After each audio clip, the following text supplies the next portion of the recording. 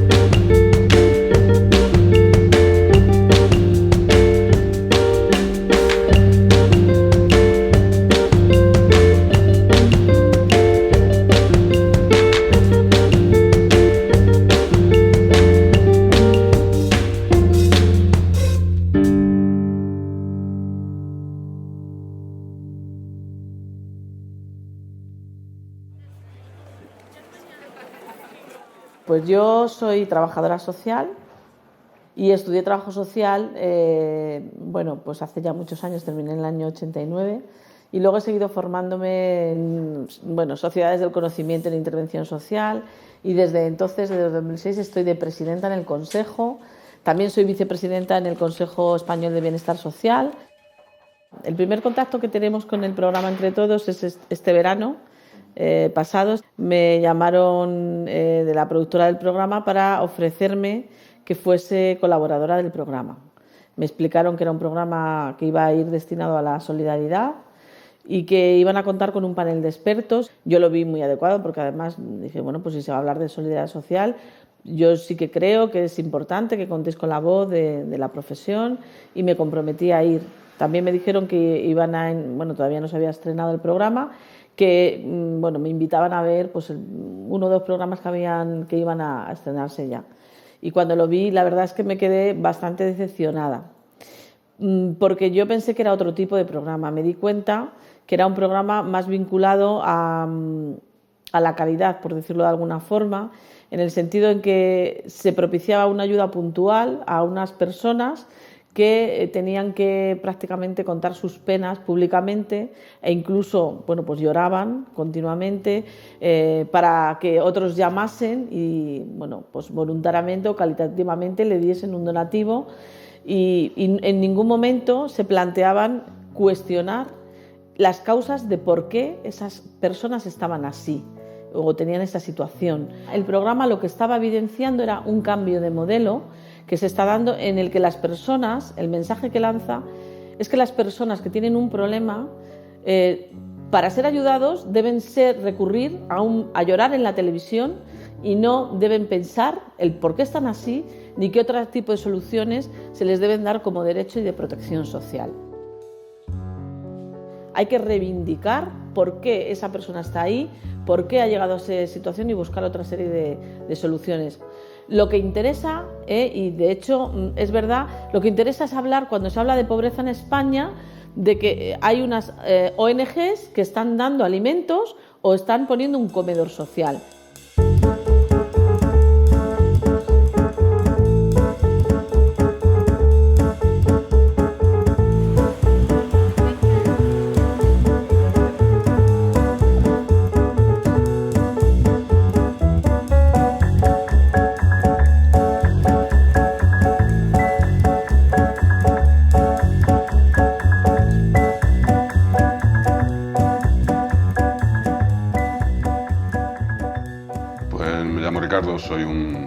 Soy miembro del Banco de Alimentos de 15M de Tetuán y estoy aquí por eso, porque estamos llevando adelante esta iniciativa en el barrio y es una iniciativa que nace de la Asamblea de Tetuán para responder a la situación de muchas familias que conocíamos que estaban pasando por dificultades.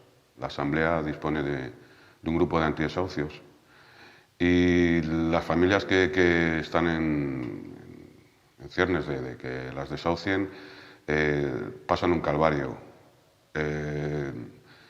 Y entre ese calvario está el hecho de que también los alimentos se convierten en un problema. No es que exista una necesidad de hambruna, una situación de hambruna, pero sí que existe una situación donde para pagar la hipoteca, para pagar la luz, para pagar el agua, se está detrayendo ese dinero, se está detrayendo de los alimentos. Intentar sí que intentamos ir a las instituciones, igual que estas familias han intentado ir a las instituciones. La realidad de estas instituciones a nivel administrativo es una lotería. Es decir, ellos disponen de un presupuesto acotado, entonces lo que ocurre es que cuando ese presupuesto llega para 10 familias, cuando hay 50.000 solicitantes, el resultado, que es 49.990, quedan fuera.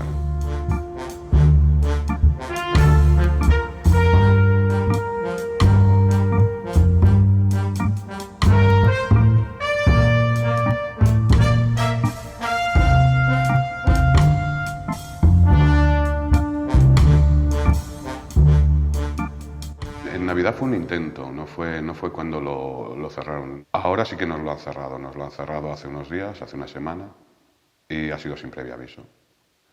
Nos han colocado una pegatina delante del almacén de alimentos, donde están los alimentos dentro, y ahora al abrirla pues supone un delito. Su excusa es que esto es un edificio que no está en condiciones y que por tanto se tiene que tener una reforma de actualización y se cierran todos los locales que estén dentro de este edificio. Es su excusa. La realidad es que, dada la situación que está viviendo la gente en el barrio, pues vemos inaceptable el que al menos no hubieran tenido la iniciativa de poder intentar hablar con nosotros, sabiendo que hay muchísimas familias que dependen de esos alimentos y que hay muchísimas familias que dependen de esta iniciativa solidaria.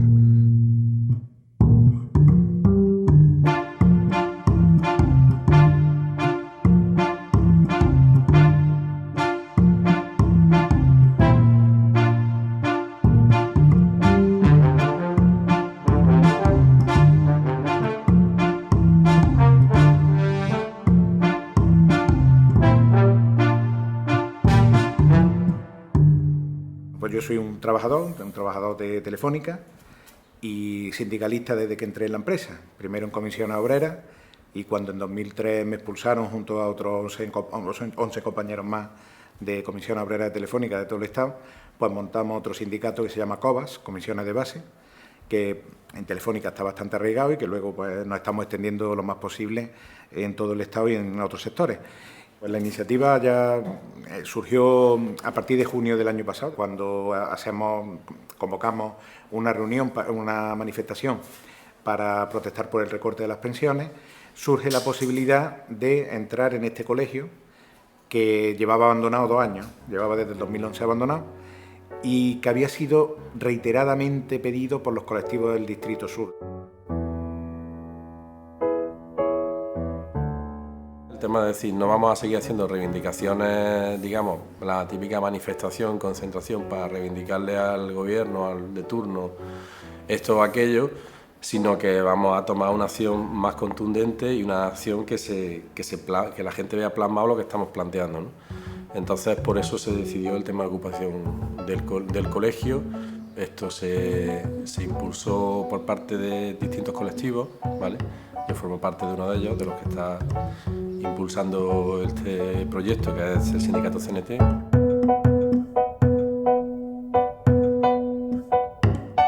Nosotros sabíamos que este espacio estaba abandonado. Cuando entramos estaba en el estado que tiene un espacio que lleva 2 años y medio sin usarse. Y le planteamos al ayuntamiento rápidamente que lo que queríamos era que se nos cediese el espacio o que se le cediese incluso a los que lo habían reclamado, que era el Consejo de Distrito.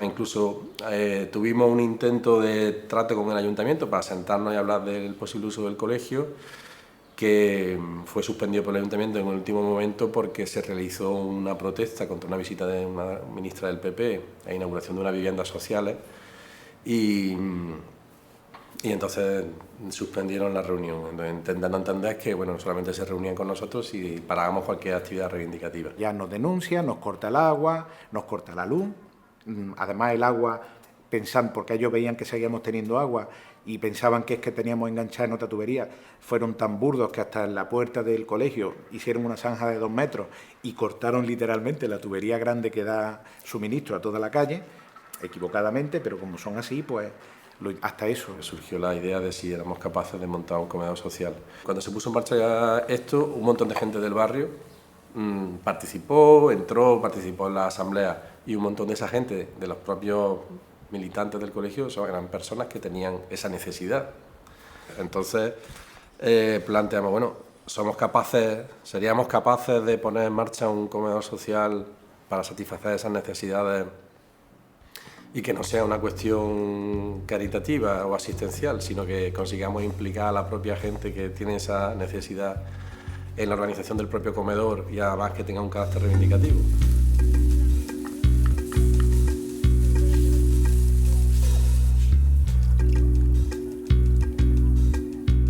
Pues la diferencia principal es que nosotros nos basamos en la solidaridad y en la implicación. Aquí hay gente que viene a comer y son profesores que no han conseguido todavía un puesto de trabajo o que no lo han conseguido o lo han perdido, que estaban en la enseñanza privada o estaban interinos y dice, yo me quedo a comer, pero luego por la tarde vengo y le doy clase a los niños que necesitan apoyo. Ahí con el conocimiento de uno está otro aprendiendo y ese que enseña está comiendo con la solidaridad de otro. Porque todo lo que comemos aquí es solidaridad. Aquí no, el Banco de Alimentos no nos trae nada, evidentemente. Para el Banco de Alimentos somos la competencia. Literalmente así nos lo han dicho. La parroquia que hay aquí enfrente, fuimos un día a decirle que si tenían a gente que supieran que no tenían para comer, que nos lo mandaran. Y nos dijeron lo mismo. Si no, vosotros sois competencia nuestra. Nos quedamos pasmados porque ¿qué competencia? Porque los comedores sociales de Cáritas, Banco de Alimentos, tienen mucho de esconder lo que está pasando o de solamente mostrarlo como en momentos determinados para que determinadas empresas muestren sus donativos, etc. Pero los usuarios son como prácticamente invisibles, salvo en determinados momentos, programas de televisión que caen ahí en el sentimentalismo, etc. Nosotros no hemos llegado a pedir alimentos al Banco de Alimentos, sí que una experiencia como la del campamento, si tenemos constancia, el campamento Dignidad en Extremadura, un poco que nos dio idea de algunas cosas, ellos sí que han reclamado al Banco de Alimentos que a sus comedores sociales les den alimentos.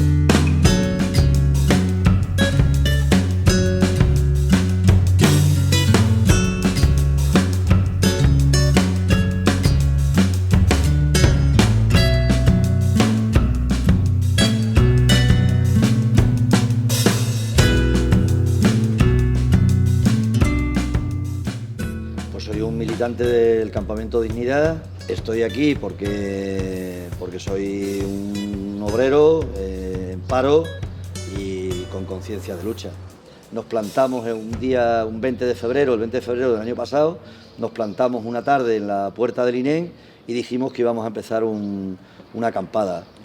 Lo que en principio parecía que iba a durar una semana, 10 días, 15 días, lo que en principio parecía que era, pues digamos que una contorsión militante solamente, pues se convirtió en un proceso tremendo de solidaridad popular, tanto en Mérida como en Extremadura, y se convirtió en otra cosa mucho más grande. Es decir, algo que nos desbordaba a nosotros, como ocurre cuando se produce un acontecimiento de verdad. De hecho, cuando elegimos el nombre, que lo propuso el compañero Ramón aquella tarde, que está aquí con nosotros, si nos fijamos, empezamos a debatir con el nombre y la primera idea fue ponerle Acampada de los Parados, Ciudad de los Parados. Y sin embargo, cuando Ramón planteó, dignidad, porque lo que estamos luchando aquí es por la dignidad, estamos luchando por la última trinchera y estamos luchando por algo más que por nuestra propia carencia, ¿no?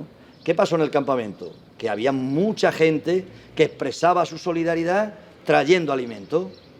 Había mucha gente que quería expresar su fraternidad con el campamento trayendo alimentos. ¿Qué empezamos a hacer nosotros? Empezamos a ver cómo organizábamos el reparto del excedente. ¿Con quién empezamos a compartir esos alimentos? Con la gente de los barrios de más machacados de Mérida, con la gente obrera parada, con la juventud precaria. Es decir, empezamos a compartir los alimentos y allí nació la despensa del campamento. Es decir, nació como un proceso, como parte de ese proceso de lucha, ¿eh? Y luego nos planteamos una segunda batalla, que es, ¿por qué nosotros no empezamos a distribuir los alimentos, pero como un componente más de la lucha? En ese proceso de aprendizaje nos fuimos al banco de alimentos y le dijimos a quienes estaban en el banco de alimentos que queríamos participar del reparto de alimentos. Es más, legalizamos los campamentos dignidad porque tuvimos el debate de si legalizamos, que nosotros éramos muy contrarios al tema del papeleo, pero sin embargo ese debate lo tuvimos y llegamos y legalizamos los campamentos, entre otras razones fundamentalmente para poder acceder al reparto de alimentos. Pero cuando llegamos allí, ¿qué pasó? Al minuto, la buena señora que dirige aquello, doña Carmen de Aguirre, supernumeraria del Opus Dei, pues ¿qué nos dijo? Pero ¿cómo os voy a dar yo alimentos a vosotros si vosotros tenéis un campamento montado para protestar? Y entonces, buena señora, ¿usted qué pasa? ¿Solo los pobres que no protestan tienen derecho a comer? ¿Solo pueden acceder al reparto de alimentos los sumisos? ¿Los que se agachan? Claro, ella no podía decirnos que sí, obviamente, ¿no? Y a los 5 minutos ya nos había dicho la segunda. Ya nos había dicho, ¿pero vosotros qué es lo que queréis? ¿Quitarle la gente a Cáritas y a Cruz Roja o qué es lo que queréis vosotros? La tercera cosa que al menos yo creo que hay que señalar de aquel primer acercamiento que tuvimos fue algo que nos enseñó la señora con toda la naturalidad. Cuando estábamos allí, os voy a enseñar el almacén. Y empezó a enseñarnos el almacén, aquí está el arroz, aquí está el aceite, aquí está esto, aquí está lo otro. Y había un montón de cajas, una pila de cajas allí. Y el compañero Ramón le dijo, ¿y aquí qué es lo que hay? Y ella nos dijo, no, aquí estas cajas son para la gente que le da vergüenza. Fijaos el mecanismo tan perverso, tan brutal de división de la gente que se ve obligada a recurrir a las bolsas de alimentos, al reparto de alimentos. Tienen la bolsa transparente para los pobres de toda la vida y las cajas anónimas para la gente que le da vergüenza, que se encargan de hacerla llegar, como ella misma nos dijo, a través de las Cáritas locales. ¿Qué hicimos nosotros? Os cuento para que veáis nuestra experiencia. En octubre repartimos a 45 familias las bolsas de alimentos. ¿Dónde las repartimos? En la oficina de empleo. ¿Por qué? Porque queríamos denunciar que nos obligan a tener que repartir bolsas, pero que nosotros aspiramos a no tener que repartir bolsas. Que si repartimos bolsas es porque le niegan el trabajo, porque nos niegan el trabajo. Eso fue en octubre, 45 familias. En el mes de noviembre ya eran 171 las familias que participaron en el reparto que hicimos en la puerta del Parlamento. Claro, a los 2 días nos llamó aquella buena señora y nos dijo que no volváis a aparecer por aquí, nosotros no vamos a volver a dar alimentos. Claro, ¿qué es lo que ocurre? Porque algo que no he explicado y que la gente no sabe. La gran mayoría de los alimentos que reparte los bancos de alimentos y la Cruz Roja proceden del FEGA, del Fondo Europeo de Garantía Alimentaria. Es decir, son públicos. Y le dijimos, pero es que tú no eres el Ministerio de Agricultura. Es que yo no voy a dar alimentos. Es que tú eres el Ministerio de Agricultura. Es que estos alimentos son públicos. No los has pagado ni tú con tu dinero. Nosotros, cuando en estas gestiones que hicimos para que nos tuvieran que devolver el derecho a poder participar en el reparto de alimentos que son públicos, hablamos con el presidente a nivel estatal de la Fundación Banco de Alimentos, con don José Antonio Bustos, también supernumerario del Opus Dei, porque el Opus Dei se ha convertido la Fundación de Banco de Alimentos en su cortijo particular, y eso es algo que debe saberse. Y aquel buen señor, claro, ¿qué nos decía? Este señor nos decía, es que estáis haciendo política con los alimentos. Claro, nos cortó el teléfono cuando le dijimos, el que hace política con los alimentos eres tú, que estás todos los días retratándote con el Carrefour y con las grandes superficies comerciales. Nosotros, precisamente lo que estamos luchando es para que no haya reparto de alimentos, porque ahora en Extremadura hay 65.000 familias que tienen que recurrir a las bolsas de alimentos. Y a nivel de todo el Estado, según los datos de la propia Fundación, hay 1,5 millones de personas que tienen que recurrir al reparto de alimentos, que es una cosa vergonzosa. Bueno, nosotros tenemos una relación indirecta con la FESVAL. Un día nos apareció en el correo una carta de su directora de Relaciones donde se nos exigía la retirada del nombre Banco de Alimentos porque ellos lo tienen como marca registrada. Y si no, pues nos tendríamos que someter a las consecuencias. A partir de ese momento decidimos que no entendíamos el porqué de esa relación. Somos un banco de alimentos, se supone que aunque no estemos en la FESVAL, pues la relación debe ser pues, de fines comunes al menos, y que tendría que haber sido otro tipo de formas el haber tratado con nosotros. Decidimos mantener el nombre de Banco Alimentos y desde entonces pues, ha habido una campaña, digamos, de desprestigio por parte de la FESVAL hacia el Banco de Alimentos de Tetuán. Y por otro lado nos encontramos miembros de la FESVAL en la calle, o que se autodenominan de la FESVAL, que cuando nos encuentran solicitando alimentos a los vecinos llaman a la policía.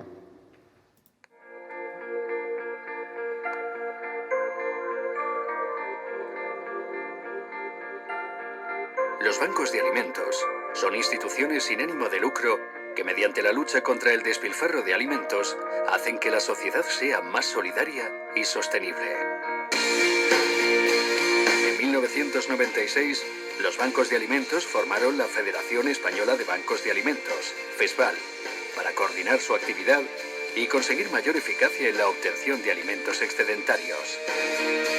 La gratuidad y la transparencia en la gestión, así como su carácter apolítico y no confesional, es el espíritu que define su forma de actuar. Es una organización, una gestión privatizada, digamos. Esto es una forma de monopolizar la solidaridad. Y hasta cierto punto sería válido si no impidieran que otras formas de organización social se pudieran desarrollar. Por lo menos la atención primaria va a desaparecer. Va a quedar un sistema que quieren hacer de copago para el que pueda pagar algo y se le pueda dar un cheque servicio y se le pueda hacer un seguro y pueda más o menos responder. Y toda la parte de la pobreza y la exclusión, que eso es que no es de mercado y no tiene cuota de mercado ni va a ganar nadie nada con eso, se va a ir hacia el tercer sector, la beneficencia, con carácter pues, caritativo, asistencial, benéfico o como en ese momento el gobierno de turno lo quiera valorar. Yo creo que se pueden hacer muchos proyectos y muchas organizaciones los hacen, muy buenos, pero que tienen que tener, una serie de requisitos. Podemos montar un proyecto fantástico. Yo he oído cosas como, hay una organización que dice que va a dar alimentos, ¿no? Pero que tienes que enseñar el DNI y si eres extranjero no te corresponde, tienes que estar en el paro y tal. Eso es un proyecto que discrimina a otras personas en un tema básico como es la alimentación. Por ejemplo, yo desde mi punto de vista deontológico ese proyecto no cumple los requisitos para ser un proyecto de bienestar social ni busca la calidad de vida de todo el mundo, busca la de unos pocos. Y hay organizaciones que son más bien organizaciones prestadoras de servicios y que dependen totalmente del dinero de subvenciones del Estado. Y su carácter reivindicativo ahí se afloja mucho.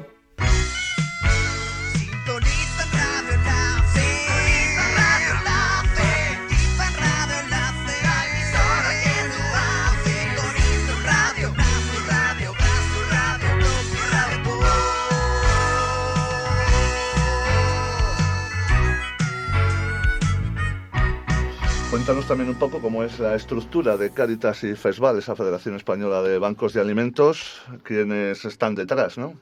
La Federación Española de Bancos de Alimentos, a pesar de que dicen que son apolíticos y aconfesionales, mantiene una vinculación evidente con la Iglesia Católica. Cuando no es una relación directa, pues es una relación también que se intuye, porque aunque no lo hayan dicho explícitamente como han sido estos señores, pues hablan de las enseñanzas de San José María Escrivá de Balaguer, o por ejemplo el vicepresidente del Banco de Alimentos de Vigo estuvo al cargo de la coordinación de estudios del Colegio Monte Carmelo, que es un colegio que lleva la obra en esa localidad. En la memoria, por ejemplo, del Banco de Alimentos de Madrid, más del 90% de las organizaciones son de este estilo, cuando no son, por ejemplo, organizaciones antiabortistas, como ha sucedido con Adevida o Provida, que han recibido alimentos del Banco de Alimentos, o cosas un poco más llamativas como el Seminario Redentoris Mater del Camino Neocatecumenal, o los dos colegios que los Legionarios de Cristo tienen en Madrid, en el Plantío y en Torrelodones, que no son para nada zonas depauperadas de esta ciudad. Hemos hablado de la vinculación caridad con Iglesia Católica. Supongo que también hay vinculación caridad con los responsables políticos de esta situación en la que nos encontramos desde hace ya tantos años, ¿no? La relación con la clase política es evidente, con los responsables políticos de la situación social que vivimos. Llama la atención, por ejemplo, que la señora Ana Botella fuese la presidenta de honor del antecedente de FESVAL, que era la Fundación Banco de Alimentos de España. Una mujer que se ha caracterizado por los recortes en la ciudad, en materia social también, organizaciones feministas, a otra serie de organizaciones que se encargaban de cubrir espacios que ahora ocupan estas organizaciones de las que estamos hablando, como Cáritas o FESVAL. FESVAL ha recibido el premio Príncipe de Asturias a la Concordia en el año 2012 y es llamativo ver entre el jurado que concede ese premio al señor Rodrigo Rato o a la señora Alicia Koplovich, algo que les vincula a esta gente de la que estábamos hablando. En el caso del Banco de Alimentos, también es llamativo que estén colaborando, por ejemplo, con esa gran multinacional que es Carrefour, cuando el presidente de Carrefour España es Rafael Arias Salgado, el exministro de Fomento de Aznar, famoso por la autoría de la Ley del Suelo, que es una de las medidas políticas responsables principalmente de la situación social que se ha dado después con la explosión de la burbuja inmobiliaria y los consiguientes desahucios que han tenido lugar. El propio señor Juan Roig fue uno de los grandes impulsores, por ejemplo, de la reforma laboral de la señora Báñez. Esas declaraciones que hizo también en marzo del 2012 sobre nuestra capacidad de trabajo, que había que imitar la de los bazares chinos, o esa desincentivación que teníamos que tener hacia la sanidad, la educación, igual que nos habíamos desincentivado de usar las bolsas de plástico. Todas esas declaraciones vienen a impulsar medidas políticas que sumen a la gente en la situación que tenemos y en la necesidad, incluso en estos momentos, de completar los salarios con alimentación procedente del Banco de Alimentos o de estas organizaciones. Los mismos impulsores de esas medidas políticas que aumentan la brecha entre los ricos y los pobres son los que apoyan abiertamente esas fórmulas de caridad y de beneficencia. Tanto la caridad como el asistencialismo tienen en común que no cuestionan el poder establecido ni el orden establecido en la sociedad. Lo que plantean es poner una solución puntual a un problema que se genere, pero en ningún momento plantean el buscar las causas de esos problemas ni en transformar la estructura social para que no se generen problemas. Y sin embargo, el asistencialismo se puede ejercer desde el Estado, como un derecho incluso. Cuando una persona tiene un problema determinado, existen una serie de recursos y prestaciones que se aplican de una manera asistencial, puntual, con el objeto de paliarlos y ya está. No se cuestiona nada.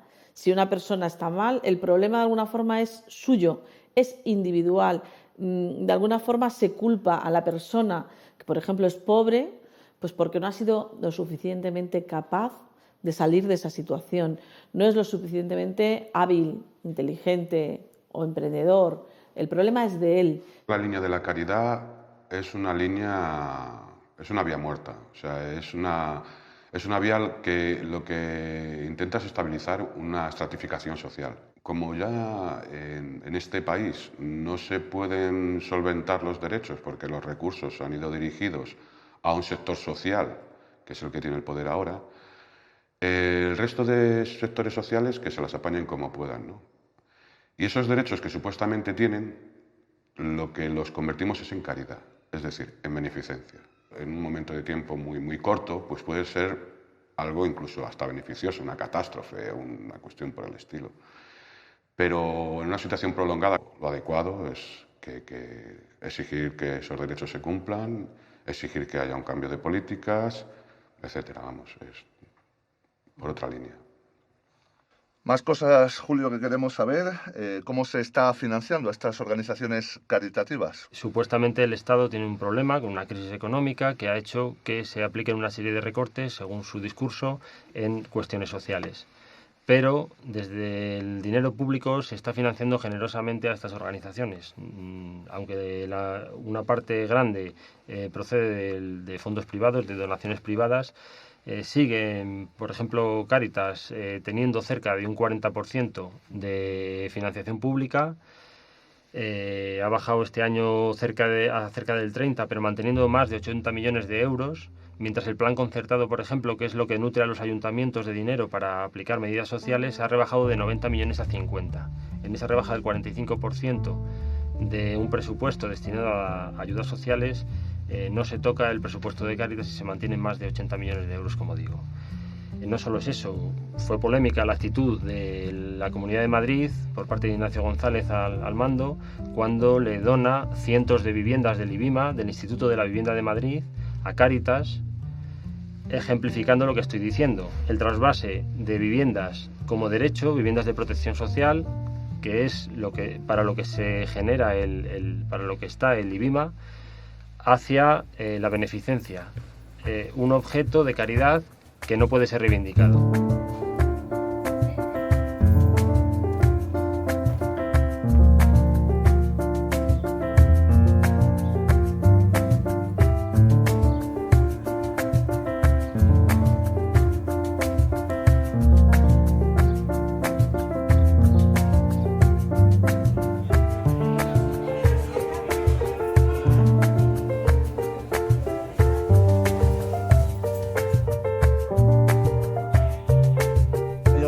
Carlos, soy vecino del barrio de Manoteras y bueno, esto es un barrio, vamos, de toda la vida obrero, y a raíz del primer desahucio de Tatiana en el barrio de Tetuán vimos que en el barrio había una serie de necesidades que no cubrían las instituciones públicas y bueno, pues decidimos crear barrio, organizarnos para suplir ese tipo de carencias y que el barrio pudiera dar apoyo y soluciones a los vecinos que vivimos aquí. Mucha gente se queja en ese sentido cuando hay un desahucio y tal, hablas con gente y dicen, bueno, la gente sabía lo que firmaba y tal. Ya, pero la situación económica no era la misma. Seguramente una familia trabajaban padre y madre, tenían 3, 4 hijos y podrían afrontar los gastos que podía ser una hipoteca o el alquiler de una vivienda pública o de una vivienda de promotora inmobiliaria o particular. Pero claro, la situación ha cambiado. Ahora pues hay mucho paro, la gente se ha quedado sin trabajo y entonces a raíz de eso surge el problema de perder la casa. Nosotros no hacemos un trabajo asistencialista, nosotros no viene una persona y nos dice, oye, tengo este problema de vivienda y de repente ya nos volcamos y lo intentamos solucionar. No, no. Nosotros te apoyamos, pero tú tienes que dar el apoyo que necesitan otras personas que están alrededor de esa asamblea. Bueno, todos sabemos que instituciones como el IBIMA o la MV tenían una deuda de escándalo, han tenido una deuda y la siguen acumulando. Esto no es cosa del azar o de una mala gestión de una manera involuntaria, no, no. Aquí hay unos intereses de que lo que quieren precisamente es que ese tipo de instituciones caigan y vayan a pique para poder justificar luego que una empresa privada venga y diga, bueno, pues gestiono yo esto. Y el tema de Bankia es el ejemplo perfecto. O sea, Bankia ha recibido una serie de dinero público enorme Y ahora, en principio, que bueno, empieza a tirar un poco para adelante la cosa y todo eso, nos enteramos que parte de la gestión se la han vuelto a vender a Goldman Sachs, que fueron precisamente esos señores o esa empresa que nos llevó a donde estamos. Entonces, claro, dinero público inyectamos, pero luego, cuando está más o menos la cosa saneada, volvemos a confiar en los que nos han metido en el hoyo. Estamos en la Asociación de Vecinos de Manoteras y yo estoy aquí porque pertenezco a un colectivo de vivienda. Llegué a ellos porque estoy pendiente de un desahucio de Vima, firmó contratos con amortización a compra que a 50 años pasaban a ser del titular, y como los titulares fallecen antes de 50 años porque los firmaron con gente que tenía 60 o 70 años, pues no hay titular, ese contrato queda anulado. Cuando fallece el titular y a toda la gente que vive en la vivienda la echan a la calle. El contrato lo firmó mi abuelo.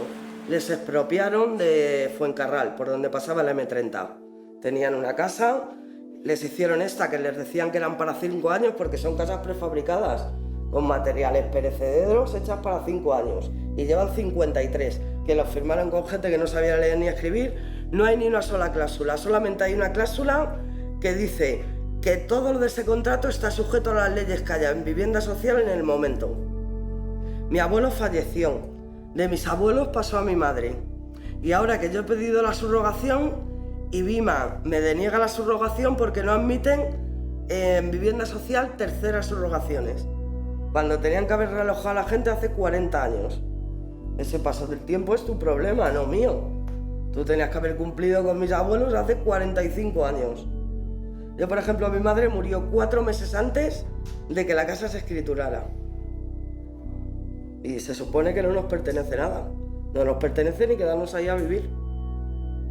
Habiendo pagado. Habiendo pagado, pues eso, menos los 7 meses que faltaron hasta que se murió, que los pagué yo. Luego dejaron de cobrarme los recibos y todo, porque a mí me tienen declarada ocupa. A mí me tienen denunciada en el juzgado y todo. En la vivienda que ha sido mi casa de toda la vida, y la de mis abuelos. Y con una penalización de no poder pedir vivienda social hasta que yo abandone la vivienda 2 años después. O sea, que es que no es solo que te echan a la calle, no te dejan ninguna opción. Cáritas es a donde recurre la gente que está en la calle, pero es que Cáritas ahora no da nada. Yo no sé qué hacen con esas viviendas que dicen que reparten. No, y es que además yo creo que eso tendría que repartirlo alguien que supiera en verdad quién lo necesita. No el gobierno que lo dé a quien ellos quieran. Se tendrían que dar a colectivos que saben que esta familia está en esta situación, que esta está en otra situación. Eso es la gente que tendría que repartir esas viviendas. He hablado con todo el mundo. Nos hemos reunido con el viceconsejero de Vivienda Social, hemos hablado en IBIMA con los mandatarios de turno, con todo el mundo. Pero de momento no hay solución. O sea, la persona yendo a este tipo de instituciones se le queda claro mucho en la mente de que él está abajo, y que depende de esta institución para todo. Entonces, claro, o sea, es denigrar muchísimo más la personalidad de cualquier ciudadano o ciudadana. Ya te digo, volvemos a lo mismo, es la pescadilla que se muerde la cola. A mí me está solucionando el problema que a lo mejor tengo hoy y mañana, pero pasado vuelvo a estar en las mismas. Le interesa ese intercambio caritativo de decir, bueno, sí, yo te doy una vivienda con mis requisitos, por supuesto, pero bueno, siempre vas a depender de mí y bueno, si levantas la voz más de lo debido, pues a lo mejor pues nos buscamos un problema contigo. Y nosotros estamos en el trato, en la lucha, en la pelea con esa forma dominante de entenderlo. Es decir, ¿qué hacen los bancos de alimentos?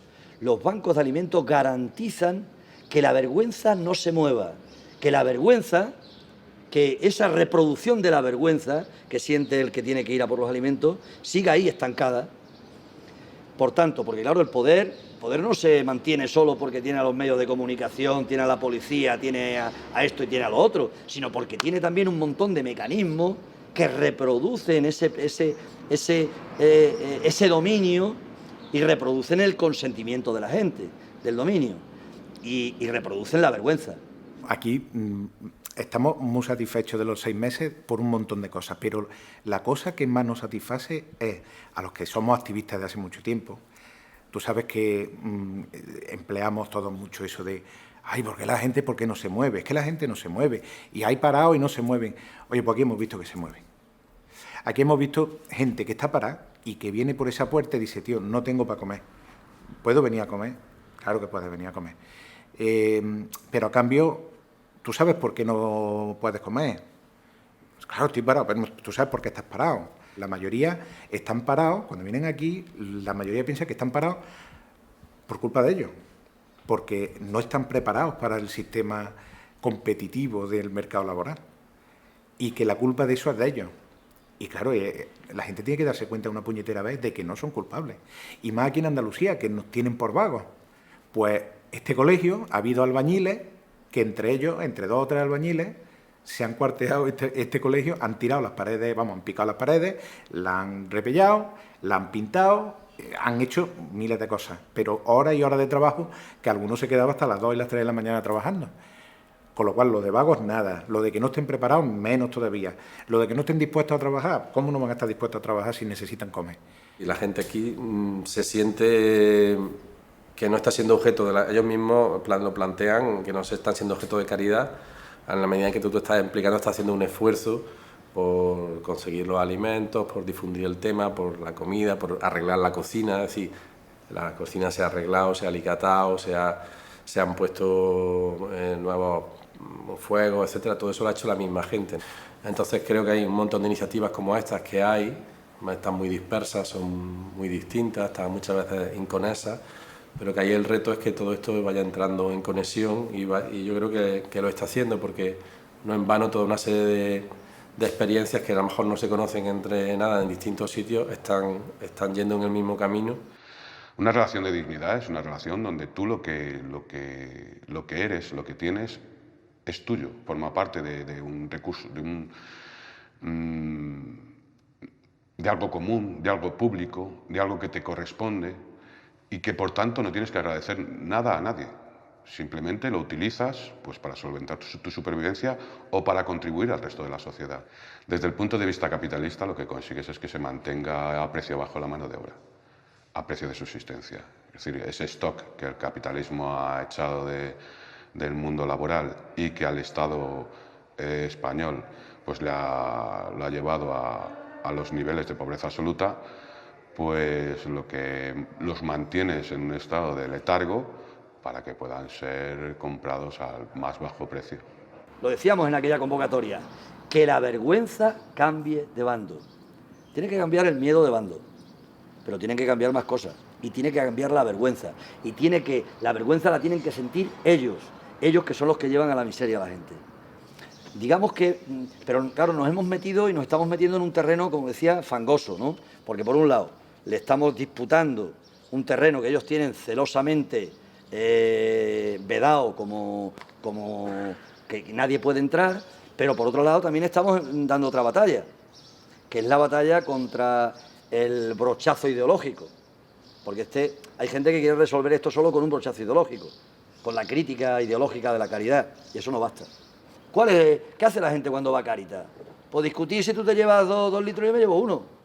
Y eso es a lo que tienen acostumbrado a la gente más humilde.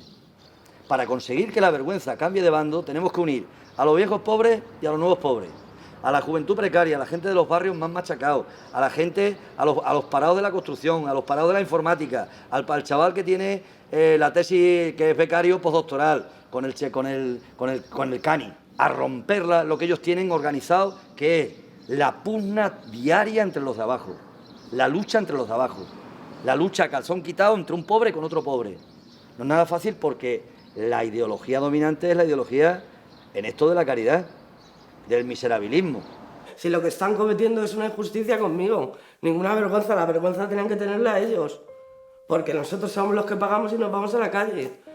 Tenemos el problema de no tener trabajo, de quedarte sin poder pagar. Vivimos en una globalización donde prima lo económico y se pone por encima lo económico del desarrollo humano. Creemos que hay que buscar una redistribución de la riqueza. Mientras que eso no se haga, es muy difícil pensar en justicia social. No llegar a tener que vivir de ayudas o de Cáritas, no tener que ir mendigando, porque es que ir a una trabajadora social a pedirle algo es de verdad como si estuvieras pidiendo limosna. Así no puede vivir la gente, esperando a que te den de comer, esperando a que te pongan un alquiler que puedas pagar. No se puede estar así. Necesitas algo que te solucione el problema. Pero no puedes ir pidiendo de la comida de la iglesia a Cáritas y de... No puede ser. ¿Qué diferencia, qué aporta la dignidad? La dignidad, digamos, es el no quiero, el no me da la gana, el non serviam, ¿no? El no soy un esclavo, ¿no? Es el último asidero. Y es también la negación de la propia condición de mercancía. Fijaros dónde nosotros nacimos, tiene mucho que ver con la dignidad. Bueno, pues nosotros nacimos porque nos negamos a ser reducidos a mercancía que tiene precio. Es decir, negamos nuestra condición de mercancía, de mercado de trabajo, de ser la mercancía que se vende en el mercado de trabajo. Para que haya autonomía tiene que haber una liberación de las necesidades materiales, para empezar. Porque muchas veces ahí se fantasea con la autonomía. Es decir, la primera condición para la autonomía es no ser un pobre que tienes que estar todo el día buscándote la vida y mendigando como el chusco, ¿verdad? Es decir, eso que decía Rosa Luxemburgo, tan bonito, ¿no? Hay que elevarse por encima de los estrechos horizontes del pan cotidiano, pero decimos nosotros muchas veces, ¿no? Pero sin levitar del pan cotidiano, ¿no? Es decir, el agua, el derecho al agua, a la luz, al gas, a la vivienda, al trabajo. Necesitamos concienciación, bajar a la calle, hablar con los vecinos, y eso requiere un tiempo, volver a juntarnos, volver a asociarnos. Desde que está la OFIAM, la verdad es que nos podemos dar con un canto en los dientes, pero la verdad es que todos los casos que la persona ha querido luchar hasta el final, nunca la han echado de casa. Si la han echado de casa, se ha buscado una alternativa. O sea, hay alternativas y hay maneras de ganar, y nosotros lo estamos viendo en estos años. Ahora mismo estamos en Manoteras, es un barrio de 2, 3, 4 manzanas, que a lo mejor te pones a plantearte, vamos a luchar contra Ibima, y lo ves así como decir, vamos, es un dragón de 3 cabezas, que vamos a hacer 4 vecinos de un barrio de 4 manzanas. Pues se consiguen las cosas, Esto funciona, que el apoyo mutuo vale, y que aunque el enemigo es muy grande, somos muchos y todos juntos vamos a ser más grandes que ellos siempre. Nada más.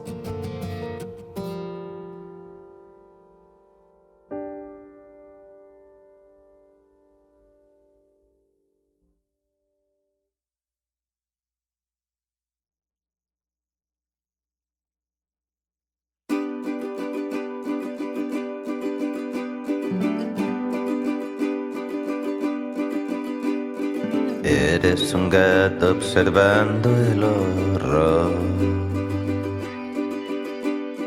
Hay quien te mira y se frota las manos. Los otros evitan la conversación y hay algunos que se arrojan desde el balcón. De pronto un ruido, un motivo de celebración. Vienen de frente gigantes de azul,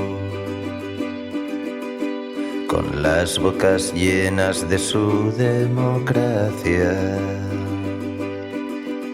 Pero el miedo ha dejado de ser la actitud, suena en cada cabeza un hermoso rum rum. Nos quieren en soledad, nos tendrán en común. Ven ya que aquí estamos a salvo, oye esta nueva canción.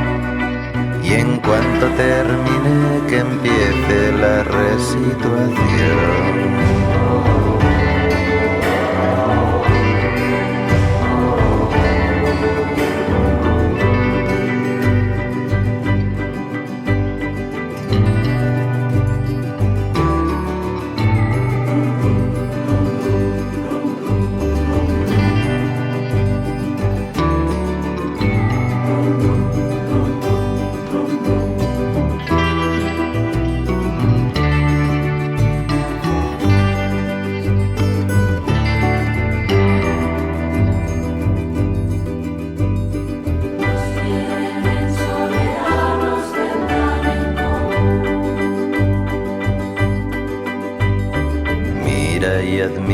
que hay en la ciudad.